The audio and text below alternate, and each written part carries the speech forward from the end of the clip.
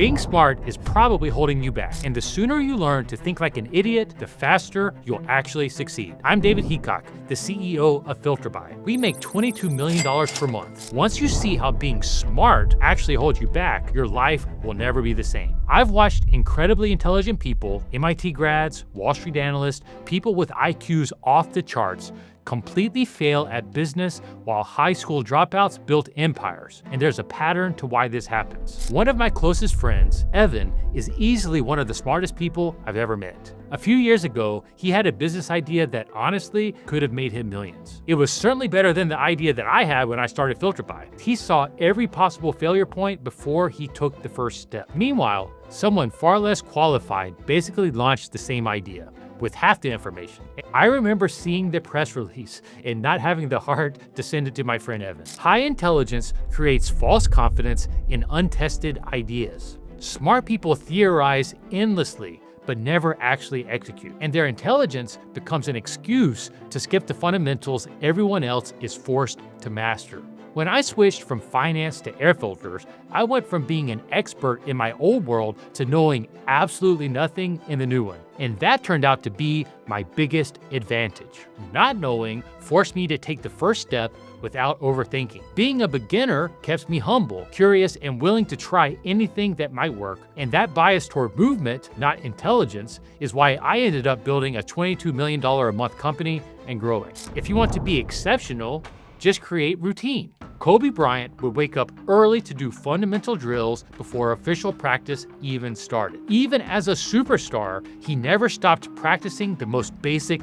skills. The compounding effect of basics creates greatness over time. The exact same principle applies to business fundamentals. Smart people skip the basics because they think that they are beneath them, or the fundamentals seem so obvious that they skim right over them without ever actually mastering them. As Bruce Lee said, "I don't fear the man who has practiced 10,000 kicks once, but I fear the man who has practiced one kick 10,000 times." Mastery isn't complexity. It's repetition of the basics until they become automatic. And in business, you are never rewarded for being the smartest person in the room. You're rewarded for consistently executing a simple system that produces results. If you want to be one of the greats, you need to be willing to go backwards. When I went from options trading, something that I understood at an expert level, to manufacturing air filters where I knew absolutely nothing, everyone told me I was insane. And that ignorance might be actually why it worked. I embraced being a beginner. I went back to basics, and then I started to build. One hidden benefit of being the dumbest person in the room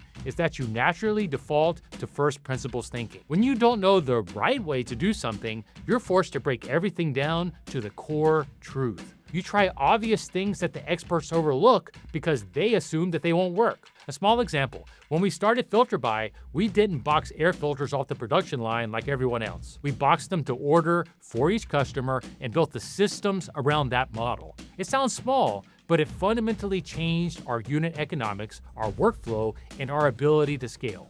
We were the first to do that at scale. And if I had copied what the experts were doing or what our competitors were doing, none of it would have happened. Not knowing the right way is exactly why we found a better way. If you want to build something that's meaningful, you have to retrain yourself to tolerate looking stupid. The person who spent 5 minutes planning always beats the person who spent 5 years. When Drew Houston pitched Dropbox to venture capitalists, the smartest tech investors in Silicon Valley told him it was a terrible idea. They said, "Why would anyone need this? People could just use FTP servers or email files to themselves." These were brilliant people who deeply understood technology, and they completely missed how real humans actually behave. Meanwhile, Houston just watched how regular people actually worked. They didn't want to learn FTP, they just wanted to drag a file into a folder. The real world doesn't follow neat formulas that smart people want it to follow. You only learn by poking at the real world, trying things that might not work,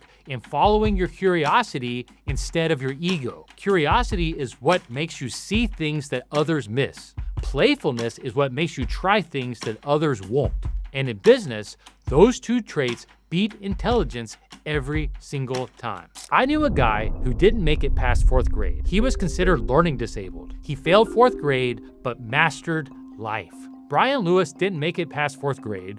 Teachers labeled him learning disabled, but if you watched him build something, if you saw how he could look at a structure and instantly understand what needed to happen, you knew that he was operating at a level that no test could capture. The conventional definition of smart is so narrow that it misses 90% of what makes someone effective. I've noticed something over the years. People with lower IQs on paper often outperform the geniuses in the real world. It's what I call survival intelligence. People who didn't get the easy path, who weren't top of their class, weren't praised for being smart, they had to learn to navigate real life through trial and error. Smart people, on the other hand, almost invariably do the opposite. They're afraid to try because they're afraid to fail. Survival intelligence produces rational decisions. Standardized test intelligence produces hesitation and overthinking. And that's why the person who failed 4th grade sometimes ends up with a better career, a better family life, and a better business than the genius who never learned how to survive outside of the classroom. Smart people do objectively dumb things all the time, and I know exactly why. In 1952 and 1956, Adlai Stevenson ran for president against Dwight Eisenhower. Stevenson was considered one of the most brilliant political minds of his generation. The elite loved him and thought Eisenhower was simple, unsophisticated, not particularly bright. Stevenson gave complex, thoughtful speeches that showcased his intelligence, while Eisenhower's campaign said simple things like, "I like Ike. Guess who won?" Twice. Stevenson lost in 2 absolutely massive landslides because he was so smart he couldn't communicate simply. Eisenhower, on the other hand, understood that clarity beats complexity when you're trying to move people to action. Smart people love Stevenson's speeches, but regular people elected Eisenhower president twice. Sometimes being too smart means that you're analyzing while everyone else is executing. Action beats analysis when you're actually building something real. You only get disproportionate results by doing something that's different, something that other people don't immediately get. Every meaningful thing that I've ever done, switching from Wall Street to air filters, building our own manufacturing, reinventing our systems, they all look stupid to somebody. And that's exactly why it worked. The biggest unlock in my life came when I stopped pretending that I knew everything. Not being the smartest person, but being the one most willing to learn. If you want to take your business to the next level, I want to learn more.